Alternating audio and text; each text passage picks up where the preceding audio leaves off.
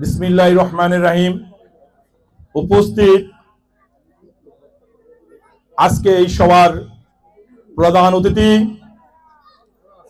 বাংলাদেশ জাতীয়তাবাদী কৃষক দলের যোগাযোগ বিষয়ক সম্পাদক, রাজপথের যোদ্ধা, যিনি 28শে অক্টোবর আমি যেদিন গ্রেফতার হয়েছিলাম সেদিন সে গুলিবিদ্ধ হয়েছিল, সেই ত্যাগ স্বীকার করা নেতা, কৃষক দলের অন্যতম যোগাযোগ বিষয়ক সম্পাদক জনাব অ্যাডভোকেট নাসিরউদ্দিন ব্যাপারী। উপস্থিত আজকে এই কৃষক সমাবেশের উদ্বোধক মাদারীপুর জেলা কৃষক দলের সম্মানিত সভাপতি জনাব অ্যাডভোকেট অলিউর রহমান দর্জি। উপস্থিত আজকে এই কৃষক দলের সমাবেশের সম্মানিত প্রধান বক্তা মাদারীপুর জেলা কৃষক দলের সম্মানিত সদস্য সচিব, ছাত্র দলের সোনালী অতীত অ্যাডভোকেট ওহিদুজ্জামান খান ওহিদ। উপস্থিত আমার কৃষক দলের সহযোদ্ধা মাদারীপুর জেলা কৃষক দলের যুগ্ম আহ্বায়ক জনাব উজ্জ্বল আলম। উপস্থিত আজকে এই কৃষক দলের সমাবেশের সঞ্চালক আমার সহযোদ্ধা জনাব লিটন সিকদার। উপস্থিত সন্ন্যাসীচর ইউনিয়ন বিএনপির সম্মানিত আহ্বায়ক আমার শ্রদ্ধেয় বড় ভাই জনাব গিয়াস মির্জা সাহেব। উপস্থিত ওলামা দলের সদস্য কুতুবউদ্দিন মাতবর।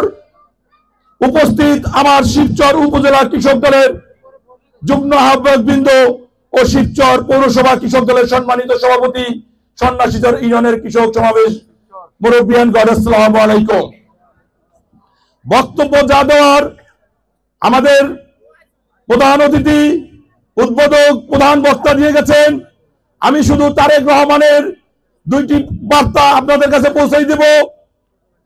আপনারা জানেন কৃষকদের জন্য বাংলাদেশে তারেক রহমানের ঘোষিত 31 দফার মধ্যে 27 নং দফাটা ছিল কৃষকের জন্য। আর কৃষকের জন্য তারেক রহমান যেই বার্তাটা দিয়েছে সেই বার্তাটা আজকে আপনাদের কাছে পৌঁছে দেব। আপনারা যারা কৃষক, যারা বিগত দিনে কৃষি পণ্য ন্যায্য দাম পান নাই, কৃষি পণ্য ঝড় জলোচ্ছ্বাস পানি হয়ে ক্ষেত মার খেয়েছে এবং অনেক মানুষ ক্ষতিগ্রস্ত হয়েছে, যারা গরু পালন করেছেন ক্ষতিগ্রস্ত হয়েছে এবং বিগত সরকারের আমলে কিছু কিছু লোক সিন্ডিকেট করে কৃষি পণ্য জিম্মি করে সেই গোডাউনে বিক্রি করছে শিবচরে।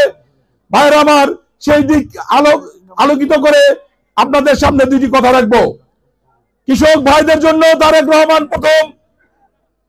প্রথম এই বাংলাদেশে বীমা নিয়ে আসতেছে।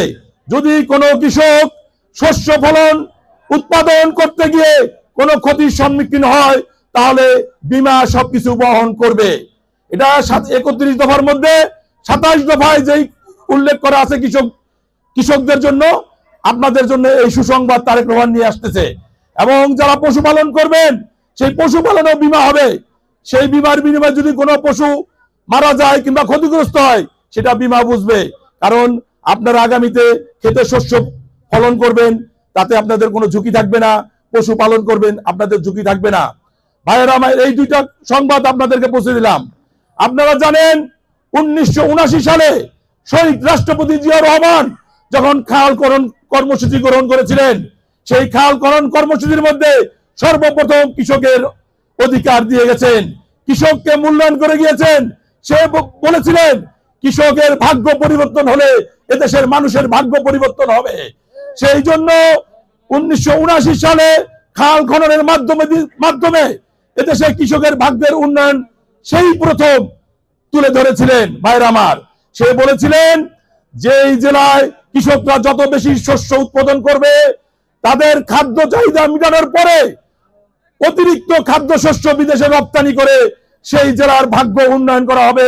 সেই জেলায় এই উন্নয়ন কর্মকাণ্ড, রাস্তাঘাট, ব্রিজ, কালভার্ট এগুলোর দিকে খেয়াল রাখা হবে। কিন্তু কোন ঋণ কিংবা কারো কাছে ধার, কারো তাবেদারি, কারো কাছে গোলামি করে এই দেশের উন্নয়ন হবে না।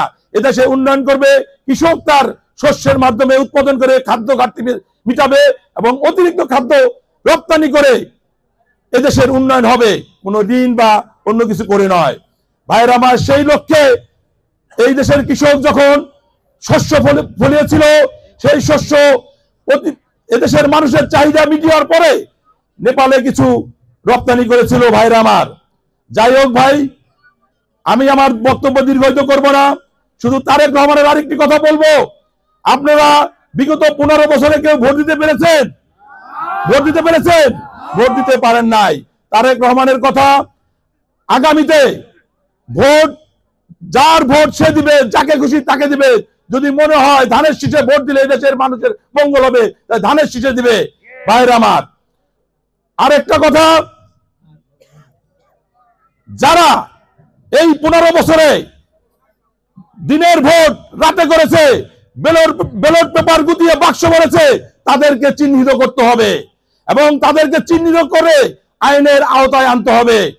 আর আরেকটা কথা বলবো, আওয়ামী লীগের নেতৃবৃন্দদের, আপনারা বিগত দিনে অনেক টাকা পয়সা কামাইছেন, লুটপাট করছেন, আপনারা ঠান্ডা মাথায় যে যে অবস্থান আছেন অমনে থাকেন।